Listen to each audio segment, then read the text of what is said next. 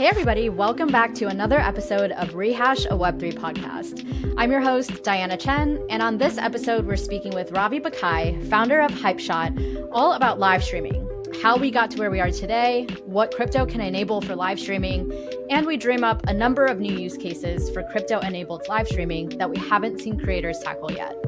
Even though live streaming has technically been around since the early 90s, with the very first live stream taking place in 1993 when a few employees from Xerox PARC in California decided to live stream their buddy's band performance, it didn't really pick up steam until the late 2000s or early 2010s when YouTube launched live streaming and Twitch came to the scene.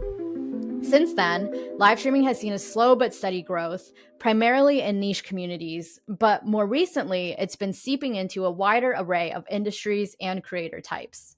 Now we're not just seeing gamers streaming on Twitch, but we're also seeing artists and musicians and other types of creators in the streaming scene.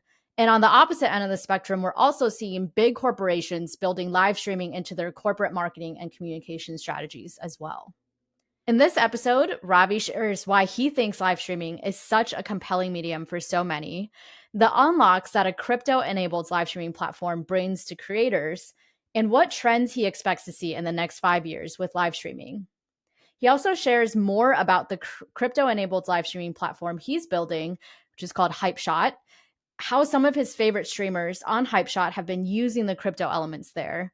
And finally, we riff on some serious and some not so serious use cases we'd like to see on Hypeshot in the future.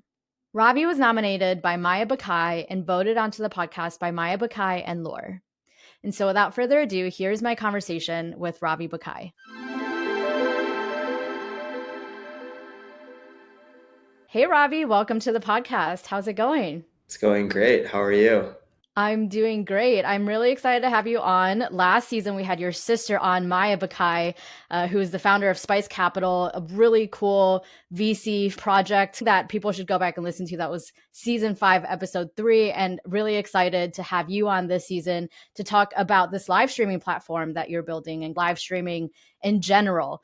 But I have to start by asking you the origin story of Hypeshot, because I got a little taste of it from Maya, but it was after we had finished recording her episode about how you guys were quarantined together during COVID at your parents' house. And I'll let you tell the rest of that. Okay. Yeah. So it's 2020.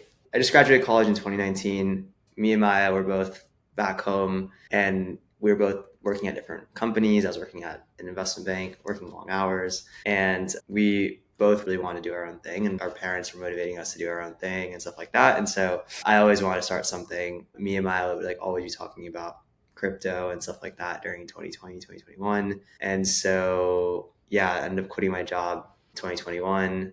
Maya also, I think, quit her job in 2021 to launch her fund. So we both started off working on our own different projects at the same time. So it was a lot of fun going through that process together. Origins of Hypeshot, actually, there's actually it's like a pretty long story. So I don't know if we can go into all of it now, but I can fast forward to the crypto piece. I'd love to hear the whole story of how the idea formed. I just think it's cool that you guys essentially had an incubator at your parents' house during COVID. I mean, talk about using the most of quarantine time. But yeah, let's hear, how did the idea for Hypeshot come about, which I know it wasn't called Hypeshot originally. It was called the 402, and then walk us through the evolution to where Hypeshot is today. Yeah, the way we first started was actually in 2022. We were actually between ideas on what to work on. We were all really passionate about crypto. I've been exposed to it pretty early on, in high school, and then also in 2017. Maya and I would just always talk about it. Maya was an FWB. That was my first exposure into crypto communities and DAOs and stuff like that. So it was really interesting.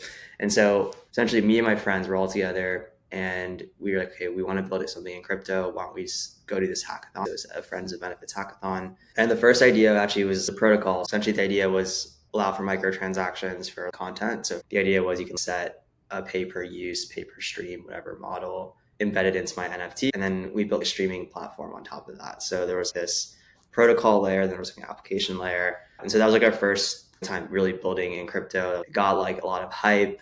We launched it in the summer during NFT NYC. And then we quickly pivoted actually right after. So we launched it with this artist named TK, and we realized that this probably wasn't the right model. It made more sense for content to be like free to consume, valuable to own. That's what it felt like everyone wanted. And so we're working through this uphill battle of making content encrypted and all these things. We had just come back from NFT NYC, and we saw that in NFT NYC, like there was a bunch of artists that would come together, perform, and you really felt that collective energy and it felt really special. And then also in that moment, you really feel like you want to transfer value, like when you're in this like live setting, right? And so for us, the initial idea was, okay, what if we just made it really easy to sell NFTs through live streams? The idea was like you're engaging with someone that you might really love and you could purchase their NFT. It's like a cool way to do a live drop, right? That idea then switched to token gated live streams. So it was like sell an NFT to get access to live streams and ended up turning into this open live streaming platform, kind of like Twitch, but for crypto. And so there's a lot of iterations of Hypeshot from what we called it the 402, which was this creator tool platform, and then switching over to more utility based, experience based platform around live streaming. I believe it was Laura from Sona who was on earlier this season also talk about how consumers prefer content that's free to consume but valuable to own. And I wonder what your thoughts are on podcasts that have content that's consumable by the public, but then they'll also have a subscription. Maybe the subscription is that you get access to the content a week in advance, or you get access to behind the scenes content or special content that they don't release to the public. Are you also lumping these forms of content into this category of content that's free to consume and valuable to own? Or do you think that's kind of an exception to that rule? I think like the content that you care most about, you probably want to be as widely distributed as possible, right? For creators, that's kind of the only way. If you want to monetize your work, traditional Web2 model is just charge subscription and pay wallet. That's the only way you can really monetize your work. But then with crypto, the reason why it's interesting, it's like a new, unique behavior that you have this idea of like collecting and ownership, and you can make money from something that is freely accessible. I want to dive deeper into that crypto piece, but just to back up for a second, going back to the beginning days of live streaming, if I'm not mistaken, I think live streaming has technically been around since the early 90s. And then when most people started hearing about live streaming, I would say is when Twitch came about, or maybe before that, when YouTubers started live streaming. And this was probably late 2000s, early 2010s. How have you seen live streaming evolve over time? And what do you think is so special about live streaming that it's seeped into all of these industries now? And I always saw live streaming as something that gamers do on Twitch. And I was like, well, I'm not a gamer. I'm never going to live stream. And now here I am live streaming as well. What do you think is so compelling about live streaming that all of these creators are using it now? Yeah, I think live streaming is one of the best ways to bring a community together on the internet and have this shared collective experience. And the same thing is happening with Twitter Spaces as well. But live streaming is kind of like the most, it's like almost like the hardest thing to do as a creator is getting someone to come from YouTube, TikTok, whatever, into your live. And if you could do that, you really have an engaged community. So I think it's a really interesting dynamic because it's a one-to-many relationship where you have a direct connection to everyone that you're talking to. It's like you're on this podium talking, right? And people are consuming. It's like the most like powerful thing you could do. I think also it's super raw. We live in such a filtered world that sometimes I think having the exact opposite is super valuable as well. I think live streaming is filling that. I think because of that overall trend of loneliness as well as this filter society, you'll see live streaming actually grow and grow and grow.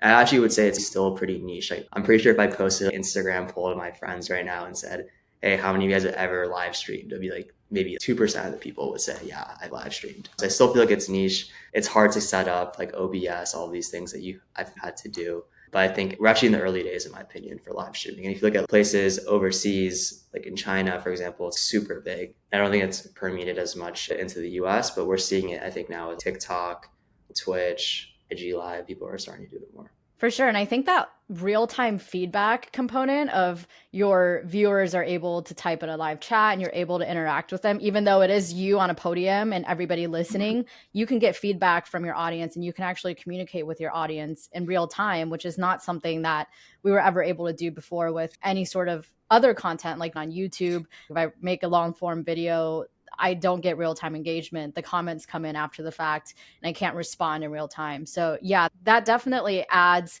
a stronger, I think, community building component than traditional video or traditional forms of media. Yeah, I think it's like this shared experience. So why sports has been so relevant still, it's because live sports, right? Most of the content consumed is post the game, but people just want to be part of that moment. It's like a memory that you have in your head. It's like just how you go on a trip with your friends. You can have this experience on the internet through live. So I think it's really powerful. Do you see more and more people in demographics that we're not seeing now use live stream? So right now, like you said, if you put out a poll on Instagram, maybe 2% of your friends have actually live streamed before. But in the future, do you see ordinary people with just ordinary accounts on social live streaming? Or do you see on the flip side of that, large corporations also getting into the live streaming game? Yeah, I think we've seen large corporations start doing it now, I think on Twitter. So I think it's becoming more and more thing, less like gamery Twitch, but everyone starts doing it like live webinars, etc. We have like a whole creator class that's been growing. And again, as they build up distribution, you're going to want to have these intimate live streams. And then over time, I actually do think more people are going to start live streaming. It might be like a hardware thing. I think this might be in like 2025. Have you seen Facebook is releasing AR headsets and things like that? And so a big part of that is actually you can go live. So you can start broadcasting your life essentially. So I could see like things like that making it super easy to go live. TikTok is a big mover here as well, getting more people to start live streaming. It's almost like vlogging, but in real time. And I just thought of this as you were talking, but during COVID, when we were all quarantined, my friends and I would have get togethers on the rooftop. It's outside. We can social distance. And we would do this every Saturday night or something. And one of my friends started this thing he called Spicy Saturday, where we would order spicy food for dinner up onto the rooftop and we would all try it. And he started live streaming it from his Instagram. And he's got maybe like 300 followers on Instagram or something. Like he's not anybody that anybody would know, but he would live stream this every weekend and he would have the same like 2 loyal childhood friends that would tune in, very loyal fans and very excited for Spicy Saturday every week. So I wonder if that hardware piece is easier and more accessible if, like you said, we would really just start live streaming our lives. Yeah, I think that's going to happen. It's future, a little futuristic, especially come out with like AR glasses and stuff. I think people will totally start tapping in live way more often. Essentially like recording your life. If you remember like Justin Khan when he first started Twitch, he would just walk around the camera recording his life 24/7. And so it's actually making that really easy for anyone to do. I could totally see that being a thing. I also think live streaming is becoming cooler to do. Like you have these like really big Twitch streamers now that are making a bunch of money. It's starting to permeate pop culture. You have like Drake mentioning Kai and the song Kai freaking out on stream. And so I think it's just becoming more and more cool. Kids want to start becoming streamers. Like you said, your friend had 300 followers, you had 2 dedicated people. That's how it is for every person that uses Hypeshot, Twitch, whatever, is you have a group of the same people that just consistently come in and are dedicated to supporting you and being there for you and consuming your content. I think that's like super cool to grow that over time. So how do we move from that, like my friend with 300 followers streaming Spicy Saturday to 2 of his childhood friends, to a streamer who is actually making money from live streaming and maybe making a full-time income from that? Yeah. So I actually spoke with a lot of Twitch streamers. I think the first thing is that people are not streaming always to make money. They're doing it more for just fun. People stream also to connect with other people. I think like money comes around later, generally for traditional live streaming, where the first goal is, can I actually get anyone into my live stream, grow that, get to like 10 concurrent viewers, and then how do I monetize? And then I think it's usually been, let's do this for fun, and then if we make money off of it, that's great. I think the opposite is the trend in crypto, where it's monetization first sometimes and then connection later. So we've seen people on Hypeshot just start making money immediately, and that's the core reason as to why they might use it over using it socially or just to stream casually. So then diving deeper into that crypto component, what are some of the things that crypto enabled live streaming platform can unlock, especially when it comes to monetization for creators? Yeah. So a few things. One is instant payments. So like I could buy something on your stream instantly. You get that value transfer instantly. There's new business models. So for example, on Twitch, it's like subscriptions, which we can add as well. But with crypto, you can do like ownership, collecting. Like we've had people make $300 from people just minting the live stream as an NFT, which you can't do before. And that is like saving this memory that I had, collective memory on the internet by minting this video. Then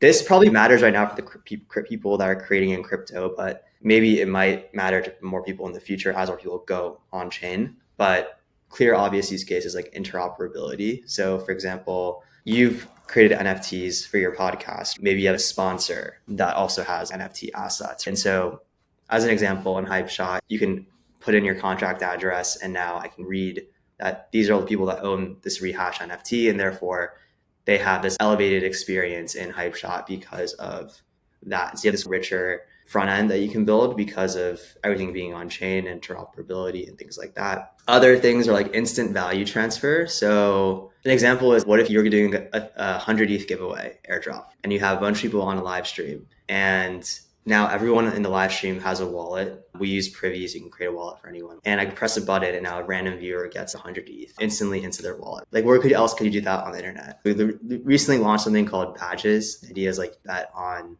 your favorite streamer. It's like an index on whoever, and you get access to like private chats and things like that. There's token gating, of course, and then other areas that we're exploring or thinking about is like interesting things you could do around money. So for example, content bounties. Like, what if I wanted to see Elon Musk and like Mark Zuckerberg? Everyone wants like that boxing thing, right? What if you could like pool capital together and then have that live stream happen, right? Or live betting. We saw this company called hamsters.gg where there's hamster racing and people were betting on it.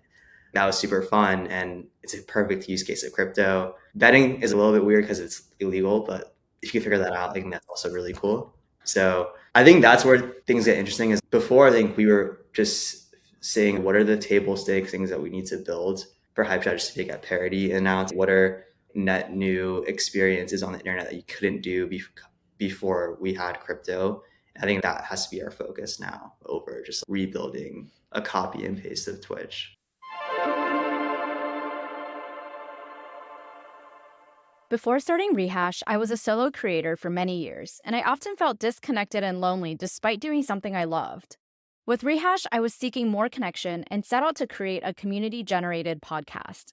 Since then, I've made genuine connections with community members and fans by co-creating the show. That's why I'm so excited about Lore's launch on Base. Lore is an all-in-one platform for communities to bring their members and their funds on-chain. From there, communities hang out in a forum, crowdsource decisions, and make transactions together. Now, it's easier than ever to fund and co-create media initiatives like Rehash. Go to lore.xyz to kickstart your community initiative today.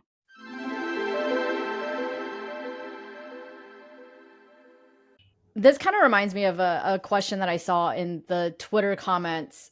But as you were talking about betting, I just started thinking about Unlonely, which is another crypto-enabled live streaming platform. And I think they've really leaned into more of the degen gambling betting side of live streaming. But one of the comments or questions we had on Twitter was, what are their competitive features to compare with other projects like Livepeer? This was from 0x Shakib on Twitter. Along those same lines, do you see there being a dominant crypto-enabled live streaming platform like Twitch in the future? Like, is that the goal of Hypeshot, to become the crypto Twitch? Or you think the environment for crypto live streaming is going to be a little bit different, where you have multiple players that appeal to different people? Like, I would say Hypeshot is more of like your standard live streaming platform. Unlonely, like I said, is more for the degens. Livepeer is a protocol that feeds all of these platforms, but curious to hear your thoughts on that. Yeah, Livepeer is more like infrastructure, not a platform. I think when we look at other live streaming apps, we're going to have a lot of similarities for sure. I'm sure we all have the same intuition. We're thinking about this all day. You're going to think of the same ideas or whatever. For us, I think initially the bets that crypto grow over time, and then you want to be like the platform for live streaming for people who care about crypto. This like new internet nation state that's forming around cryptocurrency, Ethereum, Bitcoin, whatever. Like, you want to be a leader there. Now I'm starting to think more about how can we actually expand past crypto natives. And I think that entails essentially having these fun use cases I mentioned before. In terms of other platforms, I'm sure, again, we might have similar stuff that we do maybe even creators overlap, and that's totally cool. Competition doesn't really kill startups. It's usually you give up or business model or something like that is the reason why startups fail or die. So our focus is just figuring out where the cool use cases that we can unlock with crypto. How can we make sure that people love using our product, serving our current creators that use Hypeshot, and yeah, going from there. Something you alluded to there is distribution. I think distribution has been a big problem with Web3 media platforms of all sorts, not just live streaming. How do you see us solving that distribution problem? Yeah, that's a good question. Actually, I always ask people this. Why not just stream on Twitch? Why not just stream on YouTube? And I think for the people that currently use Hypeshot, it's mostly because they love that it's crypto native. They like how people are trying to build an audience in crypto. But of course, that's only so many people. Like we don't have that many people in crypto. So to answer your question on distribution, I really think the answer is content, like kind of entertainment, right? That's why Twitch became big, or anything becomes big, is because of TikTok. So you have content. And so I think content will drive everything. I think we've been allowing other people to bring in viewers and stuff. You're not gonna get discovered on Hypeshot. Like we don't have that discovery yet. And I also would argue on even on Twitch or YouTube, it's not like there's great distribution across the board. I think TikTok is really good at this, but even like Twitch, YouTube is not that much better. So anyways, the initial goal is like you have a bunch of people streaming, and then at some point people will start seeing other people, and now you have this like cool network that you built. But it's very, very challenging to do that. One of the hardest things to do is build this new network. The way we can get to more people potentially could be through fun produced shows. Again, I think Unlonely did a really sick job, and something we've been thinking about as well a while before is like creating your own content, creating your shows that are compelling, fun, viral things, and trying to get people outside of crypto bubble to come in. So we have a few ideas that we've been toying around for a while that we haven't really done yet, but maybe that's something that we try to do, like offer these cool, fun experiences that you can't get anywhere else, and hope that brings in more people as well. Have you seen your streamers on Hypeshot start to build up their network and connect with other streamers' networks and cross promote one another? And like I know Blackhand, which I'm wearing their hoodie Nice. from their recent win, but I know Blackhand is active on Hypeshot. Have you seen their community, for example, start to infiltrate into other communities that are on Hypeshot and vice versa? Yeah, we actually have a Telegram chat. So everyone that streams consistently on Hypeshot, we have everyone in there. So yeah, for sure, people are supporting one another and coming into other people's streams. But again, like very transparently, it's small right now. So we need to definitely grow, get more people on board. It's not always a feature thing. Sometimes it's just a distribution marketing thing. And I think that's something that we need to get better at. Do you have a specific type of streamer or creator that is like your ideal streamer to have on Hypeshot? Or like a certain industry or niche that you want to bring on a Hypeshot? Well, we started off music. I think we'd love to get more into gaming, but I guess our niche industry right now is crypto. So if you're in crypto and you want to live stream, just come over to Hypeshot and we'll take care of you. Who are some of your favorite streamers on Hypeshot currently? Ooh, okay. Sursu, of course, legend. Zand, he's an independent artist. He has this thing called an access pass called Beacon, and essentially you buy the pass, you get access to all of his studio sessions as he records his album. So it's a really cool process. I think he's actually made like around an ETH in volume from Hypeshot, which is awesome. Then Joe Ryan, he's another artist, has a really fun community. Some other person, Jaden Violet, starting to do more streams on Hypeshot and stuff. Have you thought about any new use cases for crypto streaming that you haven't seen yet and you wish somebody would come around and do it? Do you mean like a content use case or a tech use case? Either. Okay, I'll do both. Okay, so tech use case. Let's say someone's trading crypto and they're on live stream, and you can essentially put a link out. People could pool money together during the live stream, and then the person can just like live trade everyone's crypto at the same time. That'd be really funny. That'd be really cool content type. And you can have the audience members freaking out in the chat based off of the price of whatever is happening. It's like staking with someone who's on stream. I think would be a really fun idea or thing. In terms of content type, I think it'd be really cool if people started doing these weekly shows. So for example, what is like the next gen HQ trivia look like, or something like that, where you can have a host, everyone has a crypto wallet, we all compete in a trivia game, it's really fun, and then payments are instant. You can take reality TV, like America's Got Talent, all these things, and bring that into Hypeshot. Maybe something that we work on ourselves, or, you know, a award show. I don't know, stuff like that could be really cool and fun from a content piece. I have a couple of ideas actually that I want to hear your thoughts on. The first one I've been thinking about is live streaming these podcasts. So still doing the podcast, recording the podcast, editing the podcast, putting them out weekly. But this part, like what we're doing right now, having this be live streamed so that we can actually have people listening in. And maybe it's like if you are part of the community, like if you're an NFT holder, you get to listen into the live stream.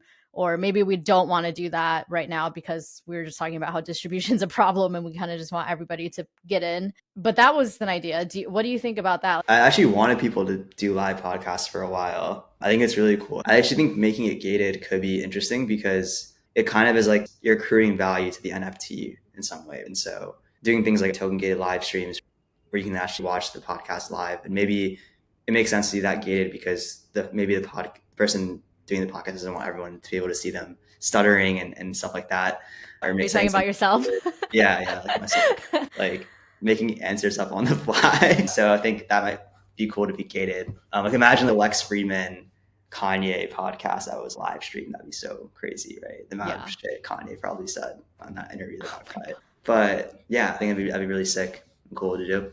Nice. Okay, and then my second idea is I think a lot worse, but a random little niche that I'm in my non-crypto life is dog agility competitions. And when I brought my husband there, he was like, I mean, we both agreed it's actually more entertaining than you think it would be. And he was just thinking, be cool if there's a way to like do sports betting with this, especially the regional competitions. You see the same dogs there time and time again, and you're like, oh, Fido, that guy, he nails it every single time. Or like Spruce, he's so inconsistent. Sometimes he nails it and sometimes he doesn't. And I was just thinking if we could live stream those events, because obviously most people aren't going to go physically to all of these dog agility events. But if there's a way to live stream it and all these dog owners or dog fans could see the races live and have live betting on these dogs, that could, be an entertaining thing to do. Funny. I love it. It's such a good niche content type that would probably super niche. Super niche content. Watch puppies race. Yeah, exactly. Like hamster racing, right? It is. Yeah, it kind of is like hamster racing, but maybe a little more advanced than that since these dogs actually go through training and supposed to know what to do. Right. True. All right. Well, speaking of these cool ideas, where do you see the future of Web3 live streaming in, let's say, 5 years? We kind of already talked about the general state of live streaming in the future with more and more people live streaming their daily lives and things like that. But ideally, if all goes well, we get out of this bear market in 5 years. What do you see as the state of Web3 or crypto enabled live streaming? Good question. What I'm trying to figure out for myself too is it that crypto is going to be under the hood at that point, or is it going to be more in your face as it is right now? I think it will be more under the hood. I think it's at some point we have to graduate as an industry and stop making things very crypto-y and have a lot of the cool stuff underneath the hood. So I think the use cases I mentioned, being able to make money with the streamer on stream is super cool. Instant value transfer on stream. Imagine if you had 1 million people on the stream giving $1 million, that'd be insane, right? Wow. You can do that with crypto rails. Then particularly around crypto, the assumption in the bet is that more and more assets will be put on chain, more people will be collecting stuff on chain. And so they'll need to have these unique experiences. We're already seeing it with our current creators. They're like, hey, can I have this person get this special access or whatever? And so just building out more of those integrations, I think will help us as well. As more assets become on chain, it will become very hard for Twitch or YouTube to implement all of those insights and things that we've been working on. I think it'd be interesting to see if people start preferring to get paid in ETH over USDC. Like what if you're getting paid in ETH subscriptions and like you prefer that over USDC because USDC is going to become hyperinflated in 10 years and you want Ethereum or something. But I don't know. I think it'll definitely change a lot. And I don't know what's going to happen when there's like new hardware that comes out and new streaming behaviors. But that's how we're thinking about it right now, is what are like the cool, unique stuff that we can do with crypto that you can't get anywhere else on the internet? And then how do you win the crypto market as well? I really do believe maybe outside of your top 0.1% of streamers that are making a lot of money on Twitch and YouTube already, that for anyone else streaming, you can monetize so much more and better with crypto than on traditional platforms. I believe in that 100%. So I really do think it's the future. We just have to get it out into more people's hands and also abstract away that crypto interface a little bit so that it becomes more accessible to the masses. You also spoke about integrations, and that reminds me of another Twitter question we had. It just came in this morning. I don't know if you saw it yet, but Sona posted Sona integration when? Oh, I don't know. What would that look like? I was going to ask you that. I wasn't sure. Not sure. Oh, I thought there was more context behind that. I was going to ask you what that would look like. No, I don't know what that means, but I'll reach out to them. Maybe it would just be like, because you can't live stream on Sona right now, as far as I'm aware. So maybe it would just be enabling a live stream functionality on Sona or bringing Sona musicians to Hypeshot to live stream. Yeah. Is my guess. Yeah, maybe. Yeah, it'd be cool for sure. Okay, last thing on your previous question on what could a live streaming platform look like in the future. Yeah. I actually do think a token makes sense here. I don't know who would do it or when someone would do it, but if you look at like TikTok, right, or Twitch, they have a currency people use to essentially pay for things like microtransactions and stuff. I actually think tokenomics and having a token around a live streaming product eventually will make sense. And so I do see someone at some point taking that approach and doing that as well once like the network is big enough. So, are you talking about a platform token or a personal token? Platform token.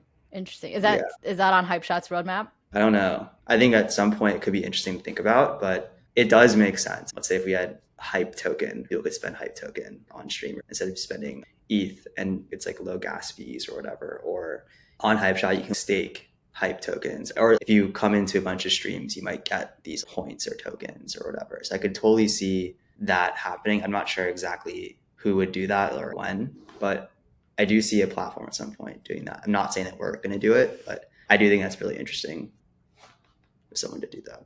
Yeah, I can see that. We'll have to wait and find out who does it first and if it's Hypeshot. Yeah, that wasn't the point of that comment, but I do think it's. I was just like, are you releasing alpha right now? A little teaser. No, but like, no. I do think it'd be really interesting for someone to do it. Yeah. Yeah, for sure. Cool. Well, last question that we ask on every episode. This is one from the community. I'm going to give you 3 questions to pick from. You only have to answer one. So the first one is from Meg Lister, and it is, what's your favorite crypto drama? And tell us all about it. The second one, also from Meg Lister, is who would you invite on the podcast next season? And then the third one, submitted by Flappy Abe, is estimate your success rate in your attempts to crypto pill your off-chain friends and family members. Paint me a word picture of your average attempt. Okay. So I have to answer one of these. Can I answer a few of them and you can pick whichever one you want? Sure. Even better. Okay. There's 2 people I think would be interesting. One is this kid. Do you know Varun from Glass? Yes. I at least know of him. I think it'd be cool to have him on. He's been building in the space since 2020, 2021 bull market. And then they're kind of like figuring stuff out. And so I think it'd be really cool to get his perspective on that whole process. 2 is my friend Deepanshu. So we did this thing called Y Combinator, which is like the startup accelerator. And there were a few crypto companies in that. He's building this on-chain derivative platform and comes from a traditional finance background. And so I think it's pretty cool to get exposure to what he's working on and how he came from the trading desks and all that. He really knows like the space and saw this real opportunity for derivatives and stuff on chain. So it'd be pretty cool to talk to him about that and idea and stuff. The other question was like, what's my success rate on crypto people? It's probably like 10% success rate. Yeah, around that. Better than nothing. Maybe 11%. What's your typical pitch?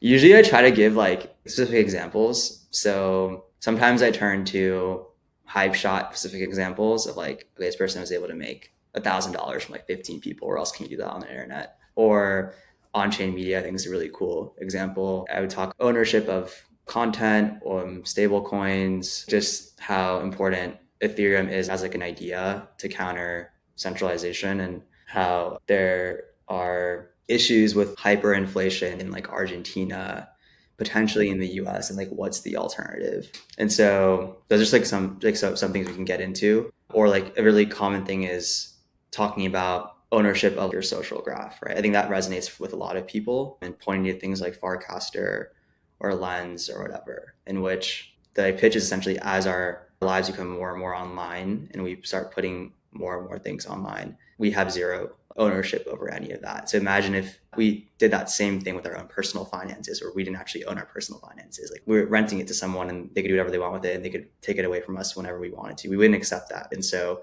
the same thing is happening with people who have been natively online since they were in high school or middle school. Their entire lives are online, and you have no ownership or leverage over those things. And so it's really important to have that piece. So, I mean, those are some of the examples I might bring up or talk about. It really is crazy that you don't have ownership over your social graph, because like you're saying, your social graph is such a big part of your identity. And it's like, imagine not having ownership over your identity, you know, like being able to have your identity stolen at any time and having that be like fine. No one gets in trouble. Exactly. It's crazy. And then I think NFT, people shit on NFTs, but it just makes a lot of sense as well. Like totally. Like people shit on it because of like the Bored Apes and the media hype that it gets, but there is a lot of utility behind it, and it can help creators monetize a lot better and do all sorts of things. So people need to give NFTs another chance. Yeah, and then it's just like the basic thing is that we have physical property rights. Again, if we're moving terminally online, we look at our screens for 8 hours a day, or some people longer. You want digital property rights, and NFTs are the way to do that. This guy, Roham from Flow Blockchain, has a really good TED Talk on NFTs. So might be worth watching. We'll look that up. Yeah, maybe we'll link it in the show notes too. Cool. Well, Ravi, thank you so much for your time and for sharing all your insights with us on live streaming and the future of live streaming. Before you go, last thing, just tell people where they can find you if they want to connect with you personally, and then also where people can go to check out Hypeshot, check out some of the streams on there and learn more. Yeah, so our website is hypeshot.io, hypeshot.io.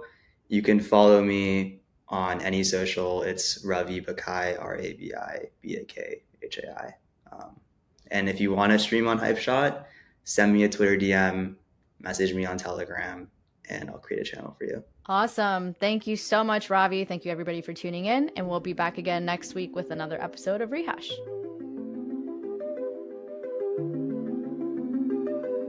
Thanks for tuning in to this episode of Rehash. Rehash is hosted, produced, and edited by me, Diana Chen, and sponsored by Quest and Lore.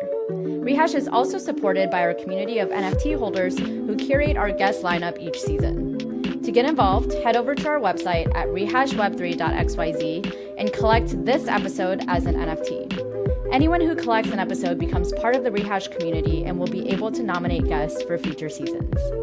To learn more about how to become a guest on the podcast, go to rehashweb3.xyz/podcast. And to learn more about sponsoring the podcast, go to rehashweb3.xyz/sponsor. Finally, be sure to follow us on Twitter, Instagram, and TikTok at rehashweb3 or on Lens at rehash.lens. And don't forget to rate, review, and subscribe on Apple Podcasts, Spotify, or wherever you get your podcasts.